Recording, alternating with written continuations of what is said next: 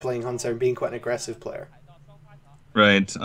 Well, I mean, it's kind of tough, right? Because at BlizzCon he did play Face Hunter and he did play, aggressive shaman before that even was a thing, really.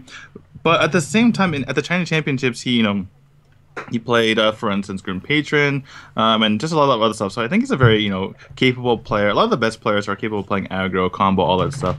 And I believe it is a mid-range paladin, if I remember correctly. I actually Yeah, wasn't the person who casted the first three matches we a do we few do days see ago. that the mid-range paladin going up against the mid-range druid, and this is interesting. Something that's been talked about a lot with regards to druid in the West recently is Darnassus aspirant. Actually, a lot of players. I know I've cut it on ladder. A lot of big streamers and pro players are saying this, that Darnassus aspirant isn't necessarily that good anymore, because players expect you to have it, so they mulliganed for it. And if you draw it in the late game, obviously it's really not good. And if you play something like Living Roots instead, that can have a lot more uses. Exactly, and well, in the one case though, I mean, it will work pretty well here, particularly if Zihao goes for this mini bot. He'll have no way to kill it, which is basically what you know to be the case if you are playing the druid. So this is one of the actual times that Darnassus is nice. The only problem is, like you say, I mean, players don't really want to. Have it if your opponent is specifically mulliganing it. Callum, I want to. Could you turn off the chat that's running across the screen? It's on the bottom. Just there. There you go. Click There there. we go. There. That's the right button. Awesome. Okay. This isn't. This isn't. But I've learned how to work the Janky player. I haven't got the hang of this one yet. That's the problem with streaming these Chinese tournaments as well, because they have like 6 different streaming sites, and you have to learn how to work all of them. right.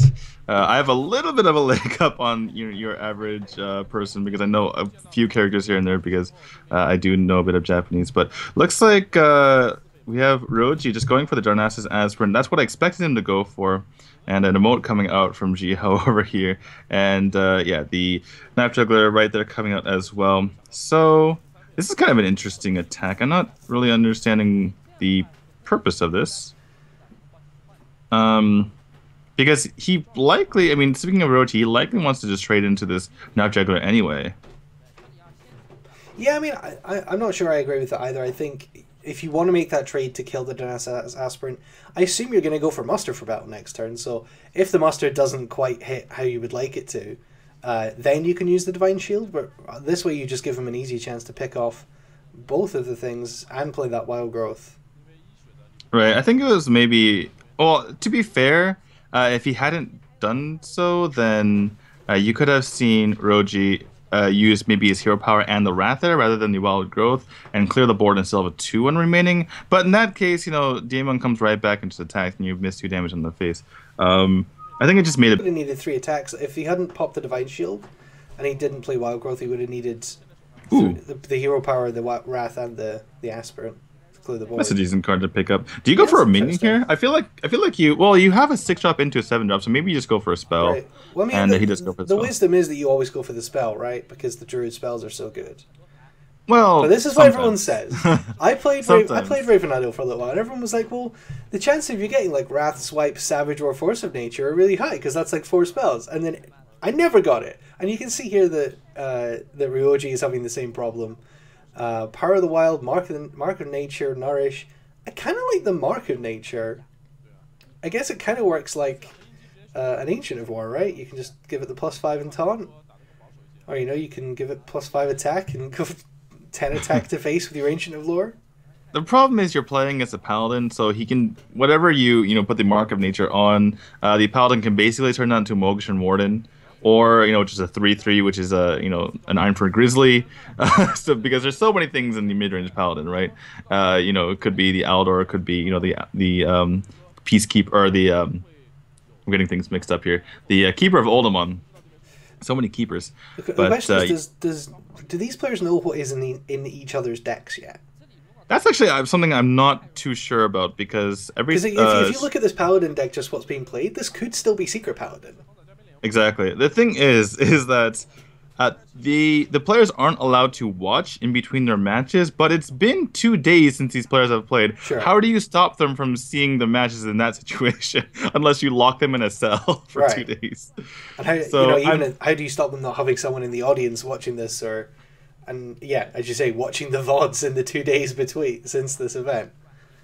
Right. I imagine that they probably know by this point. It's probably one of those things where, some players might not get the opportunity to see between matches. So they want to keep it so that no players can see, like if it's on all in one day. But they probably feel like if it's over a couple days, then just let, everyone see the match at this point. So I imagine that they know what each other's decks are.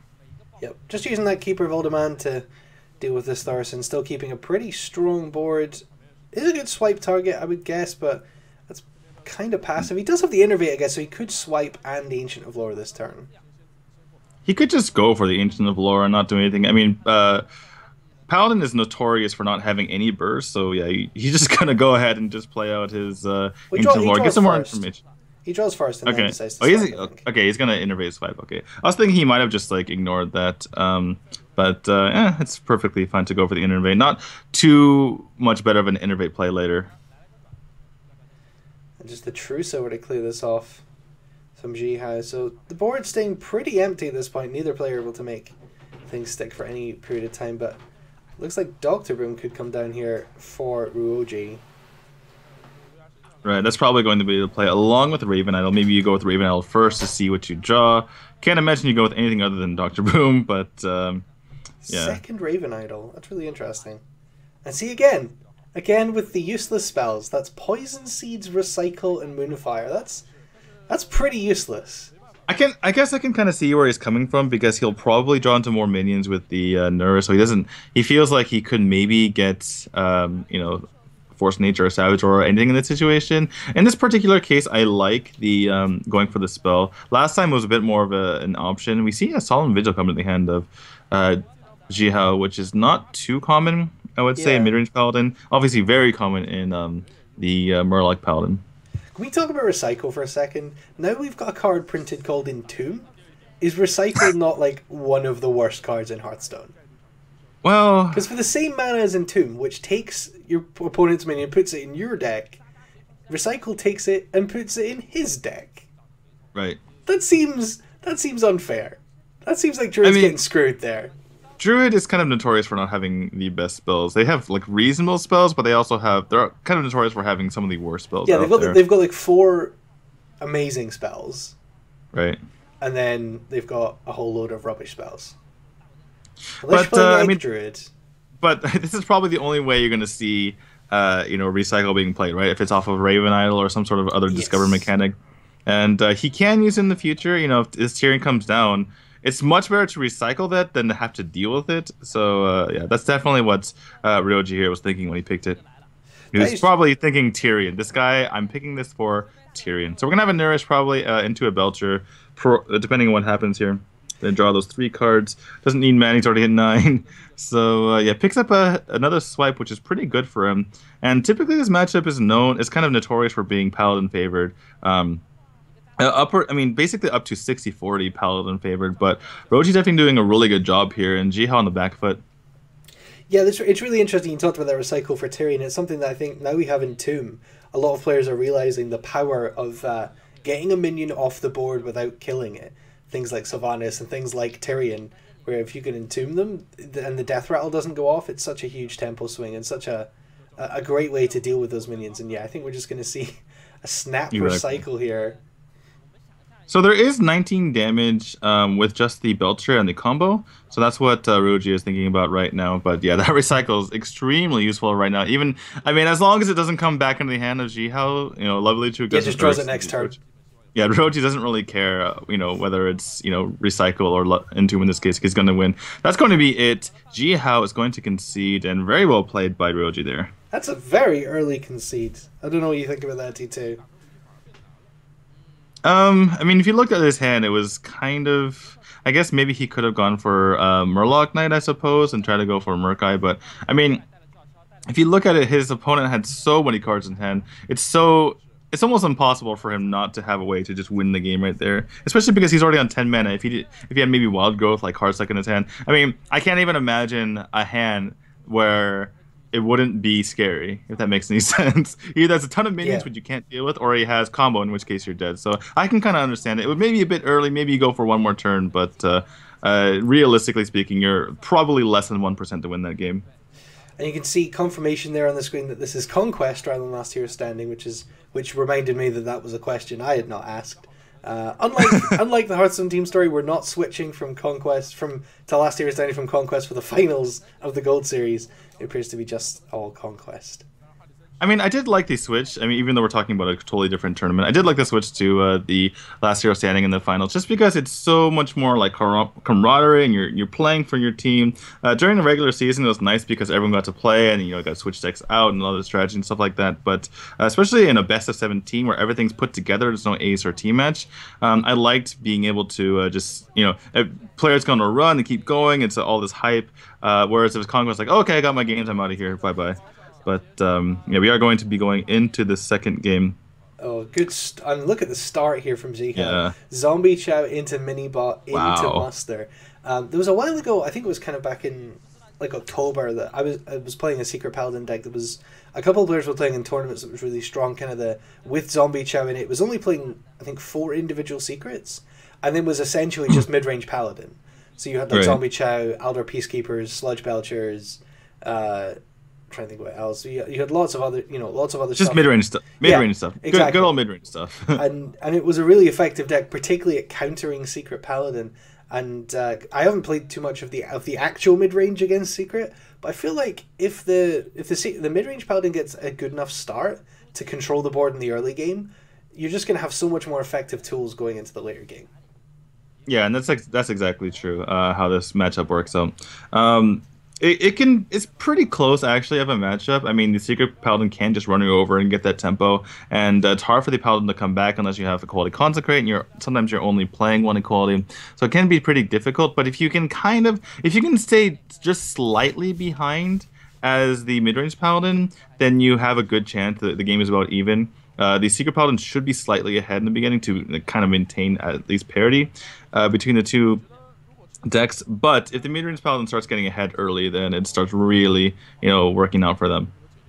I've said this before, but I think it's really interesting that Secret Paladin, we see a True Silver in hand for Ruoji, but there are some Secret Paladins that don't play any of True Silver, Consecrate, or Equality.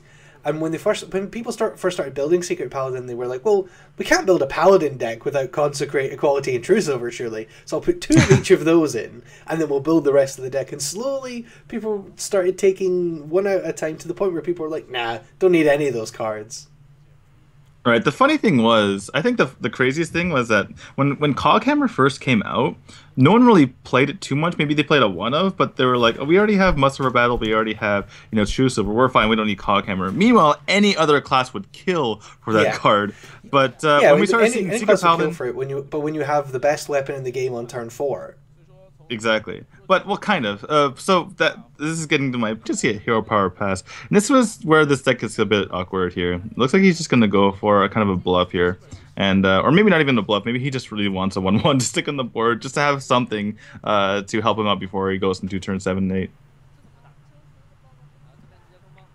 All these little extras the Chinese broadcast has. It makes me so happy. Yeah. Well, Zihao is definitely happy to see that is redemption. And going to play his own Dr. Boom first. Definitely nice to get the first Dr. Boom on the field. That was kind of the original interaction, right? You want to get the first Mysterious Challenger, but, back in the day, it was always the Dr. Boom, and still to this day. And it looks like we have enough damage for lethal for Zihao. So, he's just dead. Lovelychook, a.k.a. Ruoji, is just dead. Zihao's going to take the game, and that's going to tie the series 1-1. Yeah, that's kind of disappointing for Ruoji. I mean, we'd be sitting with that Tyrion and Dr. Boom in hand, to be thinking, okay, well, the early game hasn't gone that well, but I've got 7 and 8 sewn up. And then the Dr. Boom comes down. Before he can put his down, that's kind of over. So yeah, 1-1 pretty quickly here. The Paladin deck for Zihao getting a win there. So the Secret Paladin... After yesterday, nothing is quick anymore. Yesterday was lightning fast. We got through 3 best of 5s in an hour and a half. It was insane. And that includes breaks, too. Sorry to cut you off there, but I just had to point it out. We do, of course, have 4 best of 5s today, so I'm pretty sure we're not going to have anything as fast as the broadcast you had yesterday, because we've got an extra best of 5 at least. But we will see. These players are not messing around. Yeah, exactly. And on top of that, Obviously, you can't really judge a player too quickly by the fact that they lost two best of fives, but just based on the performance here, these are the best players remaining. We are casting the winners match and the decider match, so basically every single player here thus far has had one best of five series win. Yep, and every match today, the winner will book their place in the top 16, as we said earlier. So it's going to be the Warrior for Zihao. Now, you did say that he played Patron in the past. Of course, that was a very different time and a very different place, but it could well be Patron here again. Yeah, I think I remember I was looking at the VODs. I wasn't actually able to cast a couple days ago, but I checked the VODs really quick just for research purposes. And yeah, this is going to be Patron, as you can see on the screen there. So pretty classic matchup, going to be the Secret Paladin versus the Patron. A lot of pros like to say that this heavily favors Patron, but you know, a lot of times things can get pretty out of control really quickly. So it'll be up to the Secret Paladin to get a really fast start, and if they do, they may be able to get the upset. Well, you can see it does have something of an opening with the Secret Keeper. Oh, and the Minibot as well. That really fills out that curve. But Ruoji keeping the Mysterious Challenger in the opening hand. This is something that I think has been a hotly debated topic ever since Secret Paladin has existed. I remember speaking to a pro kind of in the early days of Secret Paladin who said, you just keep it in your opening hand in every matchup because if you play it on turn 6, you win. And at that time it was kind of true when players didn't know how to play against it. Yeah, you keep it against certain matchups. The win condition of Secret Paladin used to be play Mysterious Challenger, your opponent goes, 4 secrets, I don't know what to do, and you win. Exactly. That was the original win condition of the deck. Right. Now players are obviously much smarter. And that was actually a bit of a complaint of mine when I was, talking about, because at the beginning, Secret Paladin had a much lower win rate, in tournaments than on ladder. And the reason was, and as I ranted on Twitter, was that players are just better in tournaments and they know how to play around Sieg, as far as your average player on ladder didn't know how to deal with it. But time went on. Players actually got better at dealing with those secrets. Now we kind of have a bit of a bot epidemic. I'm not going to go into that drama, but Secret Paladin called the brainless deck and everything like that. But I mean, it still stands true, right? These days people know how to deal with Secret Paladin, which means that to a certain extent, Secret Paladin players have to be able to play a little bit better in order to secure a win, particularly in tournaments.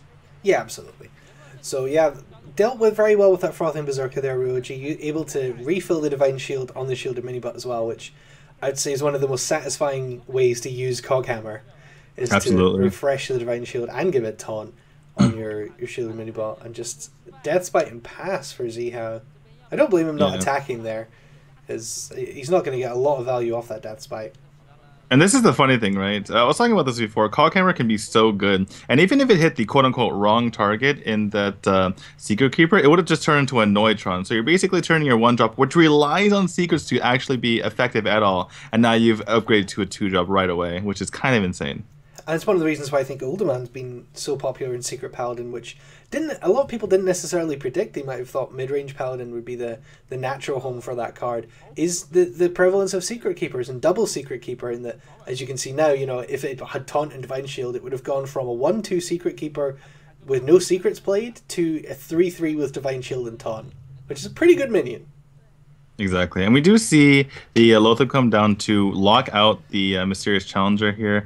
I mean, Ruoji still has a pretty good turn. He can utilize, the Knife Juggler into the Minibot, maybe Knife Juggler into the Aldor. Either one's pretty good here, and he has so much pressure on, and you almost never see Brawl in Patron Warrior, so he can go ahead and just flood out that board as much as he wants. Yeah, I like the Aldor here, with either the Minibot or the Knife Juggler, but I can see the merits in either. You can just clear this Lothar off really easily, keep your board big, and the bigger board you have when Mysterious Challenger comes down, it's kind of the better. As long as it's not full, because then Noble Sack doesn't happen. But he's not even going to trade with this, it looks like. Oh, okay. Well, he's probably going to use the Oldemon. Yeah. What he's thinking is that how many Whirlwinds come out of here?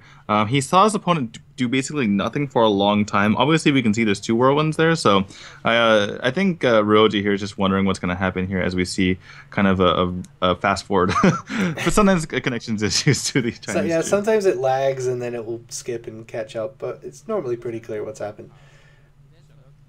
All right, so we see the 1 Whirlwind come down. Does a bit of work here. Almost kills the Knife Juggler. Takes out the Divine Shield. Kind of nice. But Zihao needs to really get something going here before the Mysterious Challenger comes down. Well, there are 2 more potential whirlwinds, so he could actually clear this board. And Well, that would be very good to do before the challenger comes. Well, he can't do both since he's already played the Acolyte. He can't equip the axe and play the whirlwind. So that's kind of the downside of not having attacked earlier. You really wanted to have that whirlwind available, but not for now. He can use something like an execute and an inner rage as well to maybe start clearing up this board. But he's just basically using all of his combo pieces just to play defense here, which is not where you want to be. And you want to keep the execute for the challenger, or if something gets a huge avenge, but probably just the mysterious challenger. Right. So, what do you do here if you're Ruoji? Obviously, you play the mysterious challenger. That's turn 1. Looks like he might be playing the 4 secrets, paladin that you mentioned. Do you go for the coin redemption? I think it isn't in play right here. Yeah, he's looking at there's another redemption in play. But the other thing is, do you actually attack this Acolyte? Because if you do, your guy dies. But what you're doing is you're preventing your opponent from being able to, swing his Despite into anything substantial. Yeah, I mean, I think there's merit in it. I think there's, he's going to trade and get that extra card anyway, so that's not a consideration. And your board, you're going to get a little bit of the refill of the board with the Noble Sacrifice coming down, and obviously the Avenge is going to help you keep a board. You're not anticipating execute, but obviously that's the big problem here, right? Is that if you can Deathspite and hit the Noble Sac and kill the Aldor, so you're guaranteed the challenger will get hit by Avenge. Also redemption. Okay, so that makes a bit more sense. So I think he's playing redemption. He's probably playing what I'm playing. Do you think he needed to play redemption there? Maybe he could have just let the Avenge go off, and then from there. I don't see why you play the redemption when there's a Deathspite on 1 charge, and what's going to get redemption more than likely is a 1 health minion. And obviously, it's redemption, so it's 1 health anyway, right? So it doesn't I feel like if Secret Paladins had the ability to control which secrets came in, they would just say, okay, just wait on the redemption, pull everything else, but wait on the redemption. I'll use that later, if that makes any sense. Just put it in my hand. I'll use it later. Yeah. Because you definitely, it's kind of okay to get the Noble Sacrifice redeemed, and then you can potentially get a competitive spirit and stuff like that. But overall, you're kind of, it's just kind of, people accept it these days, right? It's kind of normal. But people don't think it depends on your opinion, but you could, if you're pessimistic, you could see that as anti-synergy. Right. So, I feel like if you could just get into a situation where Ruoji is here, you would actually prefer that not be the case. But we are going to see an actual full clear of this board, and we were talking about how Zihao is on the back foot the entire time, but looks like he's somewhat stabilized here, as long as Ruoji doesn't pick up anything right now. Yeah, he's going to be pretty able to deal with this board, which is nice for him. He is going to lose his Dread Corsair, unfortunately. He picks up another execute, does Zihao, which is really nice for him, honestly, because now he has, a Fire War Axe for small minions, and, he keeps getting the armor up, which, he won't die. Then he has the execute for big minions. This also was kind of a medium minion, which is actually really good for Ruoji here. Yeah, what was I going to say? The secrets for Ruoji, it looks like he's not playing competitive spirit. We see obviously the 5 secrets that people play. Generally, people play double Avenge, double Noble Sac, and then some combination of redemption, competitive spirit, and repentance, depending on preference. A lot of people are playing, I think, 2 Avenge, 2 Noble Sac, maybe 1 redemption, 1 competitive spirit, or 1 of each of those 3. It's unlikely to see 2 of those. Right, and we have confirmation that he doesn't have 2 redemptions because it didn't pop out when he played that. So you said one redemption, no competitive spirit. You would assume only 1 repentance. That is, by the way, one of the worst cards. That's probably the worst cards. One of the worst cards that the 2 cards sitting in his hand are probably the worst. Right, exactly. And this is part of the reason why you don't run 2 consecrations. I don't know if he is running 2 consecrations, but this would be a reason why, right? You don't want to be in this particular situation, and if you have 2, you're more likely to have 1. If it is only the 1 consecration in his entire deck, then that's just a bit unfortunate there for Ruoji. Yeah, this is a pretty rough spot for him, and as you say, Ruoji was in a really good position, but just a couple of dead draws and a really efficient removal of the Mysterious Challenger from Zihao, And suddenly, even at just 10 health, Zihao is in a much better position. All right, so it looks like we have 14 cards left and 15 cards left. Thank you so much, Chinese cast, for that. It's pretty nice of them to provide that for us. We'll see if what Zihao goes for. I imagine he's just going to use his face here. Oh, I guess he could. Yeah, no, he could just slam and then use his face on the face of Ruoji. That definitely makes a lot of sense here. Just get rid of those guys nice and easy, not have to put any effort into it. Gonna go ahead and actually damage his own Shredder so he can draw more cards. And I like him just not being afraid, right? He's not gonna just armor up because he knows there's no burst out of Secret Paladin usually. Yeah, absolutely. I mean, he's, with nothing on the board, he's pretty safe at 12 health. And he has second execute if something big were to come down and be a threat. I wonder whose job it is in the Chinese production studio to do those sorts of things, like the the percentages. Having done that job on other tournaments of being the game producer, it's a pretty involved job, and I didn't have to do stuff like that. The Chinese Milkcast, no. Anyway, well, Milkcast actually has production skills. It's probably some production monkey with no actual skills like me. Well, that production monkey is doing a good job, so I don't think we should be making fun of the production monkey. Oh, no. It's a difficult job, but some's got to do it. Oh, I think Ruoji wins the Shredder drop there. But it doesn't kind of, for a moment until it dies. Well, no, just in the top trumps of what comes out of Shredders. Yeah. Anyway, that is a nice card to get there. Yeah. So the second Noble Sacrifice in the second event. So a total of... What is that? 6 Seekers? Yeah, so pretty good here. However, this Grim Patron might be able to make something happen. The Tempo Grim Patron on this turn. And it was definitely the right play, I would say, in that situation for Zihao when he played that out.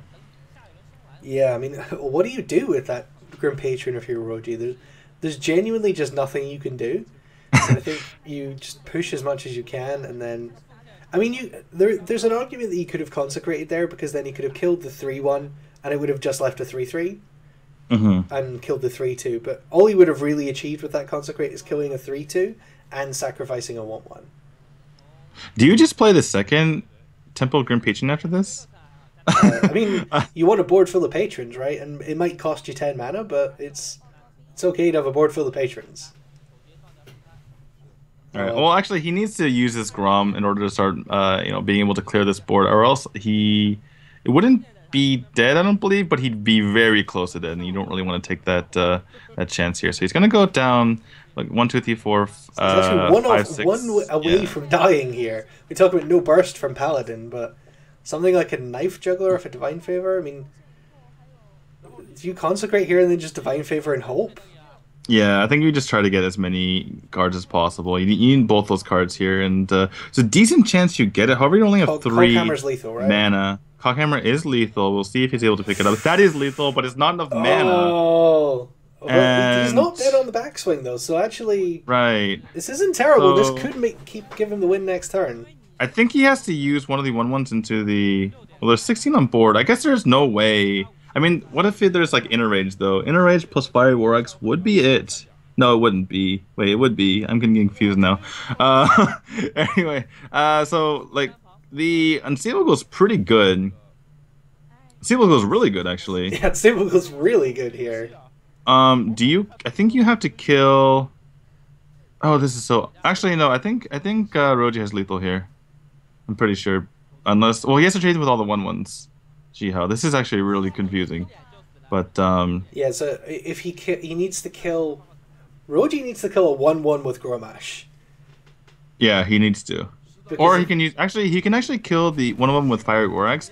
Zihao needs to think about how to win this game as quickly as possible because he's close to dying. I think if you kill one of 1/1s with Fire War Axe, you can't actually kill the Unstable Ghoul with all the 1/1s and your face, and then have something live to hit the face. Because obviously, if you buff something just to kill the Unstable Ghoul, then you can't kill him afterward because all your 1/1s die. So you need to actually kill the Unstable Ghoul with your 1/1s and then buff something else that lives through it so you can hit the face. So he actually could have lived by going face and using the Fireworks by 1 health, but is that... That's enough. Yeah, he's going to be able to kill the Unstable Ghoul. Truce over top deck is going to give Ruoji the win, but what a match that was. That was insane. Yeah, it was crazy because we felt like Zihao was going to stabilize, but just ended up being too low in health at the end there and just couldn't make anything happen. The funny thing is, we were talking about that Mustard Before Battle being a bad card when he drew it, but he made the best of it. He saw that there was 2 whirlwinds used earlier in Desperation by Zihao. He saw that the Despite had to be used to take out the Lothar because, Zihao is low on health. So after that, Surfer Battle had free reign until, the Unseeable Ghoul was drawn, many, many turns later. So it was really nice for really nice patience. Didn't want to, quote-unquote force his opponent to use the Despite because he was going to use it anyway. Just put out the hero power and use it the next turn. And those 1/1s did a lot of work. Alright, well, match point for Ruoji here, just as the Shaman left. You'd assume this is an aggro Shaman. And we'll see if against the guy who played aggro Shaman before aggro Shaman was cool, if he can get the win. Patron, and what was the third class for Zihao available? Druid. Druid. So the Druid and the Warrior versus the aggro Shaman. I mean, we saw in the Hearthstone Team Story finals that aggro Shaman can just run the table against pretty much everything, depending on how it starts. But not a bad couple of decks for Zihao, I don't think. Yeah, it's not the worst. However, this is the worst aggro matchup for Patron, if that makes any sense. Right. You typically think of Patron being able to take out aggro decks, but the ways in which Shaman kills you, Patron isn't really good at dealing with that because they just shoot you in the face, right? And it's not little things like, just hero powers and, kill commands, for instance, if we're talking about the Face Hunter. It's just so much damage, starting with that Doomhammer, which we see Ruoji actually kept in his opening hand, which I do agree with, by the way. Very good there. Yeah, and I like that. Tunnel Trog. Gets the Tunnel Trog for his efforts to, get as much, basically tempo there as possible, or get the best cards possible in this hand. Yeah, the mulligan is one of the trickiest things about this deck, just because you do have to kind of figure out what you're doing with your mulligan. So is your mulligan, if your mulligan is kind of close to a good opening curve, you might want to throw away the Doomhammer. Say you've got a 1-drop and a 3-drop, you might want to try and get one of your 2-drops, for example, or one of your early Overload cards, which is an early execute from Zihao here. Yeah, I was thinking he could just easily kill that by, I thought the play was going to be, the Dread Corsair, use your Faith, and then use the Inner Rage. But if you think about it, there's not going to be anything bigger than that, so it definitely makes sense to just kill it with the Execute. Yeah, so if you haven't got a curve in your mulligan, then you might want to keep the Doomhammer, just because being able to play that on turn 5, it's one of the slowest ways of killing your opponent with this deck. But it basically neutralizes the Warrior hero power. It allows you to get repetitive damage over a number of turns. And if you can draw Rockbiter, well, it's a ton of damage. Right, but this is the best start. If you can fiddly into the Druid hero power. Right, but this is the best start that you could have for Zihao. You need to just cut off all the early damage. If you take in 5, if you're taking about 5 damage, that's okay. If you take about 10, then you're in a lot of trouble against the, going into turn 3 or 4 against the aggro Shaman. And he's managed to save off so much damage. He's still at 29, is Zihao, and this is exactly how you need to do it if you're going to win this matchup. So, yeah, looking pretty good for Zihao. He's gonna have to, save off a bit more damage after this. As for Ruoji, he's kind of in an awkward position, and this Unseeable Ghoul is so annoying, especially for aggressive decks. Yeah, I mean, how does Ruoji deal with this here? He can trade his Lepronome and the Argent Horse Rider into it.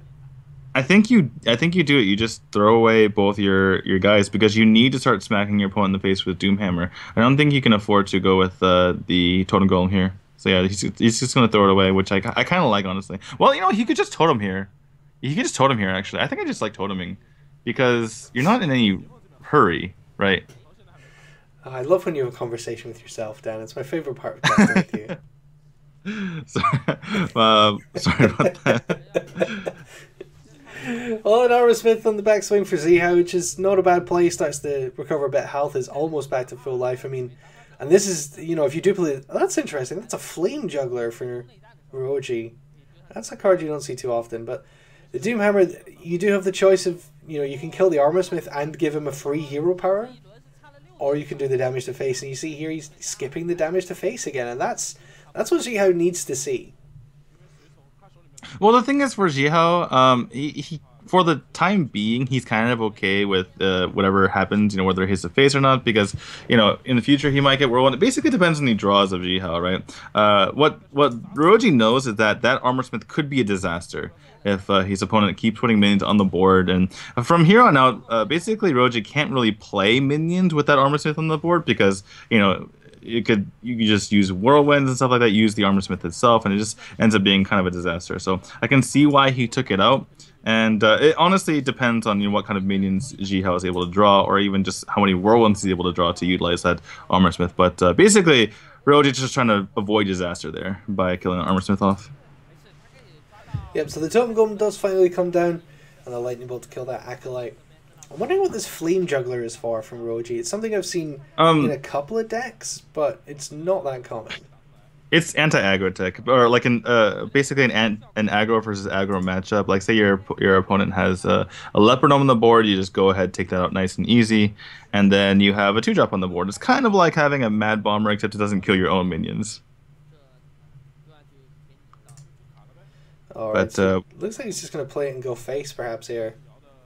Yeah, you might as well. Although the Leopard Gnome is a bit kind of a bit wasteful, honestly. I mean, Zihao is more than happy to just take out both these minions here, and draw a card while he's at it, or maybe just play the Loatheb to put pressure on. Either way, but I think he's perfectly fine with what's happened here, especially the Leopard. I mean, you're just kind of giving it to your opponent, which is kind of weird.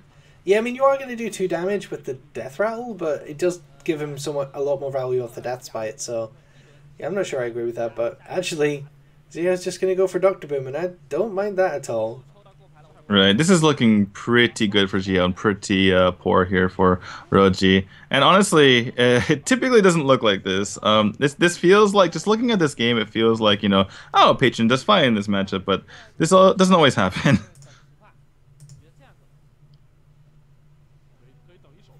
In any case, Ruoji is going to just, fill up his board a bit here.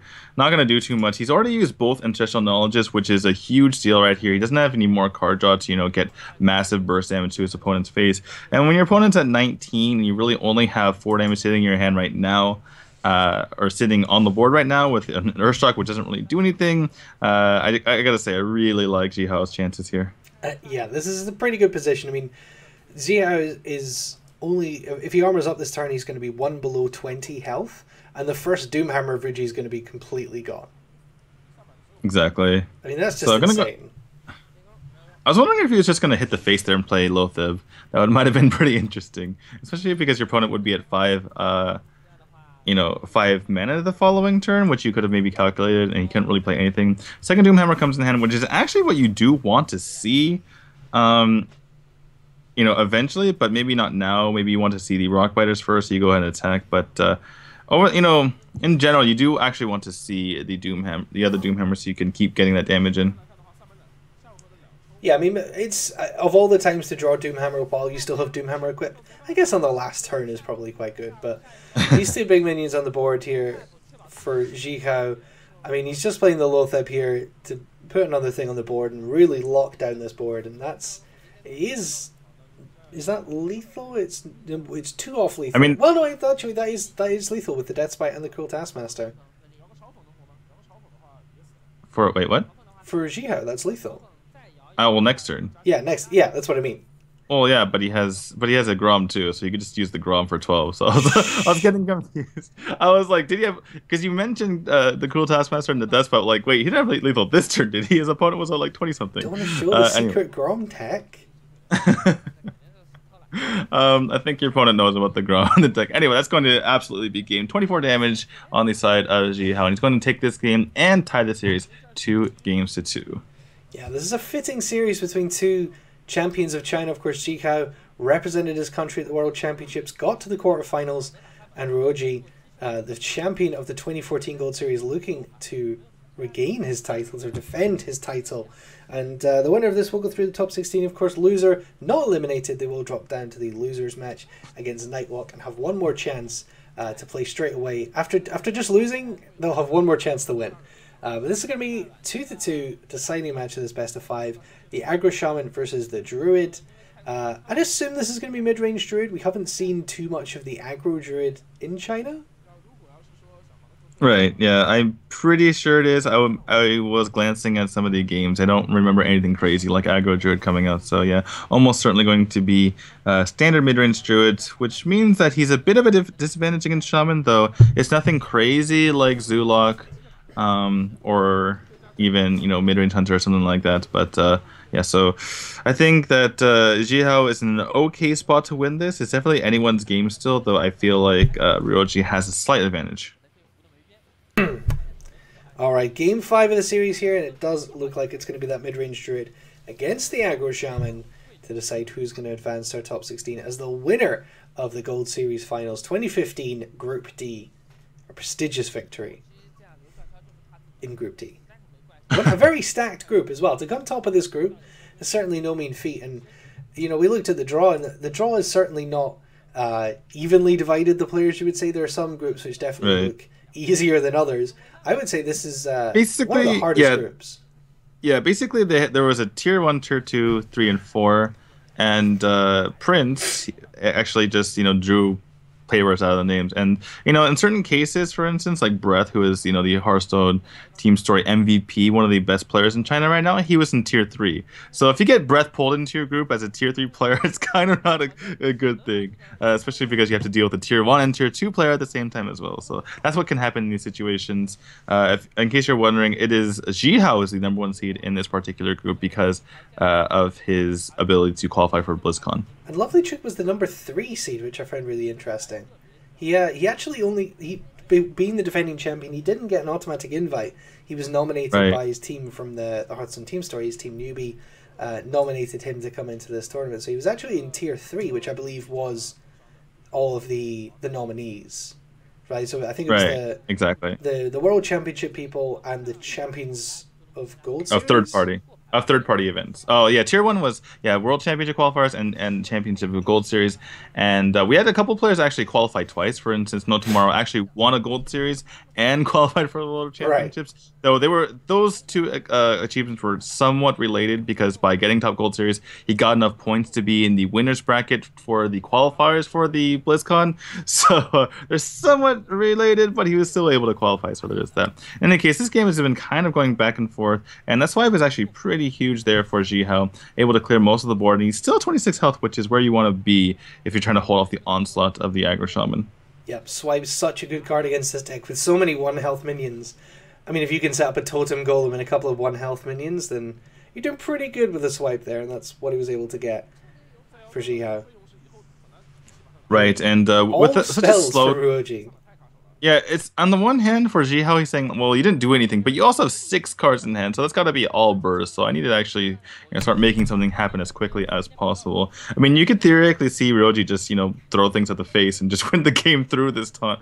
Likely not going to be the case, but definitely something that you might see. He does have spell damage in the field, which is nice. These are the two totems you actually want as Shaman the most. The taunt totem acting as kind of a mirror image to block off some of your minions in certain situations, and also obviously the spell damage totem because you have so much burst. Right. I mean, you said that he might just start throwing these spells to face, and he's definitely thinking about it. But with the spell power totem, that makes it even more tempting. So he could Lava Burst and Lightning Bolt here, and then next turn he could Lava Burst. The next turn he could play Crackle, Lava Burst, and Lava Shock. The thing is, once you play Crackle, you can't play the Feral Spirits because even if you go Lava Shock, it doesn't clear up enough mana to do so. So I feel like this turn he really wants to play the Feral Spirit. So I would like to see something like Lava Shock, Lightning Bolt onto that Druid Claw. It would take it out, and then you play the Feral Spirits. Then you actually have a board because at some point you actually need a board here. And now he's not going to be able to do so. He's not going to be able to hero power. I'm actually kind of confused why he didn't just use the Lightning Bolt. Maybe he was getting nervous and didn't realize he had the spell damage to just take it out. Yeah, that's very wasteful. You only need the 4 damage of the Crackle, and you get 4 damage from the Lightning Bolt. So you could have gone with the Lightning Bolt of a shot. Or 3 actually. Yeah, sure. You get 4, but you only need 3 anyway. But no minions on board. I mean, it's one thing for your opponent to play Double Shredder into your Feral Spirits. At least you get to hit the face once. But playing Feral Spirits into Double Shredders is quite another matter. And I don't know if he's going to be able to erase the Druid quickly enough. Obviously, ton of damage in hand right now, but I feel like getting those Feral Spirits on the board last turn would be really nice. That's an extra 4 damage. You need every single point of damage in this matchup. Absolutely. So it looks like he's trying to do it now, but he doesn't seem to be very happy with his position. I mean, all the totems are on board, so that's always nice to see, getting a full house, but he is going to play the Feral Spirits and just... Yeah, and I like this Abusive Sergeant too. Just do as much as possible. Go to the phase. Don't even worry about these. I even like the Lightning Bolt too, while you still have the spell damage. We might actually see Ruoji still win this, but been kind of a bumpy ride so far. Yeah, this is going to be interesting. So it has the swipe, which will clear 3 of the minions, but I'm pretty sure he won't be able to get through to this taunt. Look, he plays the Mounted Raptor.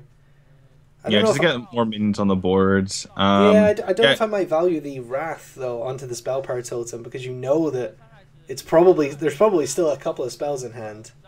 Yeah, the thing is that Ruoji's still at 28 health, and Zihao is saying, I need to kill him as fast as possible, and the Mounted Raptor is mana efficient, so I can see where he's coming from in this instance. Obviously, you can make an argument for either case, and you can see Zihao here counting a lot of stuff, seeing how much damage he has, how much damage the opponent could possibly have, and he immediately stopped counting when he saw the lava burst hit his face, which is pretty funny. But yeah, he's definitely concerned right now. He needs to kill as quickly as possible.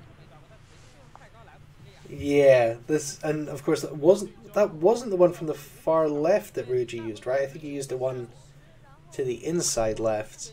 Does it matter? I don't know if it matters, but I think if you're Zihao and you're watching these things really closely, and I don't know if he's that type of player, but if you're the type of player who's watching it really closely, you know that there was a ton of spells in the hand for a long time, and the card that is to the furthest left was more than likely in the hand when you had all those spells. So he knows that there's another burst spell. If he's watching that closely. Yeah, that's a really good point. I was wondering... So now there's going to be actually a silence on the Slipper. But yeah, that's a really good point. I was wondering, does that make a difference? But yeah, you're definitely right. If Zihao is paying close enough attention. But, I mean, to be fair, Ruoji has been playing kind of the same... or he's been, not really developing minions for a long time here. Gonna have to pick up something right now. He's already used a Crackle and a Lava Burst. I'm not really sure what he could possibly pick up. He only has, let's see, 7 mana this coming turn. So he can't, Okay, so that would be 4, 6. So there would still not be enough damage here for lethal, even if he picks up the spell damage totem. Let's see if he does get it. Doesn't get it. So... Yeah, Zihao, I mean, he's really close to lethal. Does he have lethal, actually? He has 10, 13 on the board. 30 plus 6 with the force, so yeah, there's exact lethal for Zihao. So, yeah, Ruoji, unless he clears something right now, he's actually just dead. But it's hard not to just hit the face here and just hope for the next turn. But, yeah, Ruoji comes very close, gets him down to 3, but that is going to be game going over to Zihao. He's already emoting, already knows what's going to happen here. 1 over lethal is Zihao, and that is going to be game to him. He advances to the round of 16 and is still alive in the quest to take down the Gold Series Grand Finals. Yeah, Aggro Shaman kind of tanking this matchup for Ruoji, going 0-2 and giving Zihao the win. As I say, we'll see Zihao in the top 16. Just check when it is we're going to see those. It'll be starting January 18th and 19th will be the so next Monday and Tuesday we will see the top 16. Of course, the players are there: Zoro, Love CX, Peggy, Sleepy Shaman, Fu Oliver, and Lebo. And now Zihao. And we'll see if Lovelychook or NightWalk are